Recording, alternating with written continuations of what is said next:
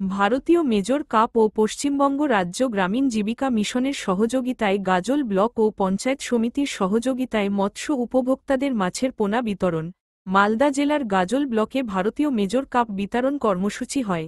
পশ্চিমবঙ্গ রাজ্য গ্রামীণ জীবিকা মিশনের সহযোগিতায় ও গাজল ব্লক ও গাজল পঞ্চায়েত সমিতির উদ্যোগে গাজল ব্লকে মাছ চাষী স্বনির্ভর গোষ্ঠীদের মধ্যে প্রায় মোট 350 উপভোক্তাদের মাছের পোনা বিতরণ কর্মসূচি হয়।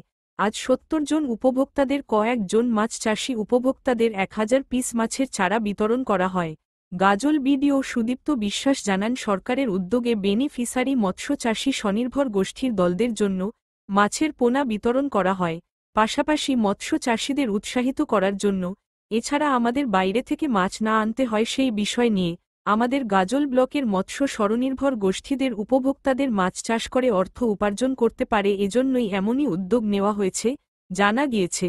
গাজল মৎস্য উপভোক্তারা জানিয়েছেন তারা এই মাছ পেয়ে ভীষণ খুশি।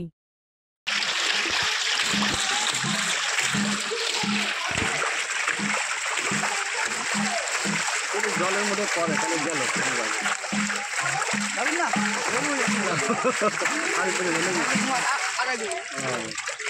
লাইভ ভিডিও হচ্ছে কিন্তু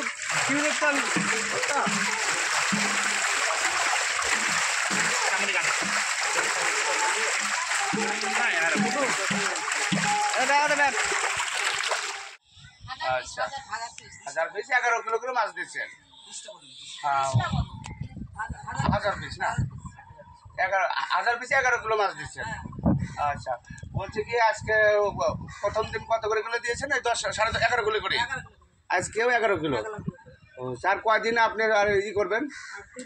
3 দিন, মানে বুধ বৃহস্পতি শুক্রবার অবধি। ঠিক আছে, ঠিক আছে। আপনার নাম? আপনি কি পদে রয়েছেন? মূলত এনআরএলএমের পক্ষ থেকে আমাদের এসএইচজি গ্রুপের মাধ্যমে ওনারাই সাপ্লাই এখানে ফাগুন বউ আমাদের প্রায় 350 গ্রুপকে এসএইচজি গ্রুপকে এবং যারা ফিশারি করে তাদেরকে আমরা মাছ দেওয়া হলো। এটা তাদের মাছের চাষের ক্ষেত্রে তাদের খুব উপকার করবে। সব অঞ্চল মিলিয়েই আছে এখানে 350 জনকে দেওয়া হয়েছে মাছ। প্রতিজনকে প্রায় 1000 পিস 3 ধরনের মাছ, যেটা মেজর কার্প বলা হয়, আমাদের রুই কাতলা মৃগেল, এই ধরনের মাছই দেওয়া হলো। কর্মসূচি এটা মূলত সরকারের পক্ষ থেকে উদ্যোগ গ্রহণ করা হয়েছে মাছ চাষে উৎসাহ করার জন্য, রাজ্যকে সেলফ সাফিসিয়েন্ট করার জন্য, যাতে আমাদের বাইরে থেকে মাছ না আনতে হয় এবং এর মাধ্যমে যাতে এমপ্লয়মেন্ট জেনারেশন হয়। এটা সব মিলিয়ে একটা কম্পোজিট এবং হোলিস্টিক অ্যাপ্রোচ। কিবা থেকে মৎস্য দপ্তর তিন বলছি দিল একজনকে 11 কিলো করে। 11 কিলো করে কত পিস? পিস ভাঙা আছে। হ্যাঁ, 1000 পিস। তো বলছি তো জানা নাই দাদা। জাভেদুল ইসলাম, বাড়ি বামনপুরি। এই যে কত না ঠিক অনেক খুশি। এই মাছ নিয়ে কী করবেন?